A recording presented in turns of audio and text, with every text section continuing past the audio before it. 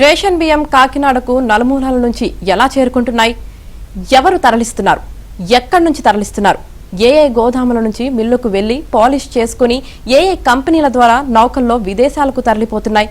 ఇవి కేవలం ప్రశ్నలు కాదు, సర్కార్కు పెను సవాళ్లు.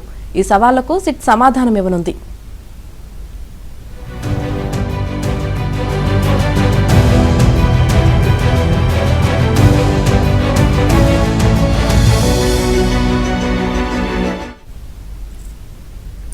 రేషన్ బియ్యం మాఫియా గుట్టు తేల్చేందుకు కూటమి ప్రభుత్వం సిఐడి ఐజీ వినీత్ బ్రిజ్లాల్ నేతృత్వంలో ప్రత్యేక దర్యాప్తు బృందం ఏర్పాటు చేసింది. కాకినాడ పోర్టు కేంద్రంగా జరిగిన ఎగుమతులపై నమోదైన 13 కేసుల్లో నిందితులు, సూత్రధారులు ఎవరో తేల్చాలని ఆదేశించింది.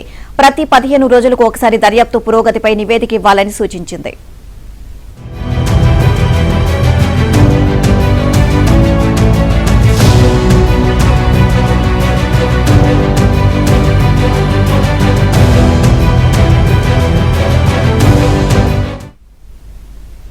సిట్లో సిఐడి ఎస్పీ ఉమామహేశ్వరరావు, డీఎస్పీలు అశోక్ వర్ధన్ రెడ్డి, బాలసుందర్రావు, గోవిందరావు, రత్తయ్యలను నియమించారు.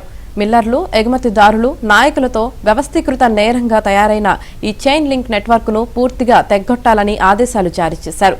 లక్షలాది రేషన్ కార్డుల బియ్యం పక్కదారి పట్టిన వ్యవహారాన్ని సీరియస్గా తీసుకున్న చంద్రబాబు ప్రభుత్వం సిట్కు ప్రత్యేక అధికారాలు కల్పించింది.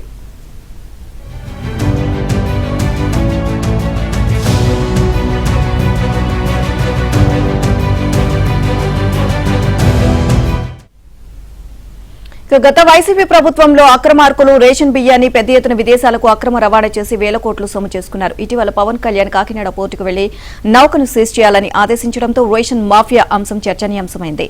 విజిలెన్స్ సమాచారం తెప్పించుకున్న సీఎం ఉన్నత స్థాయి అధికారులతో సమీక్షించారు. సిఐడి విచారణకు ఆదేశించాలని భావించిన ప్రత్యేక దర్యాప్తు బృందం ఏర్పాటు చేస్తే తొందరగా కొలికి వస్తుందని ఈ నిర్ణయం తీసుకున్నారు.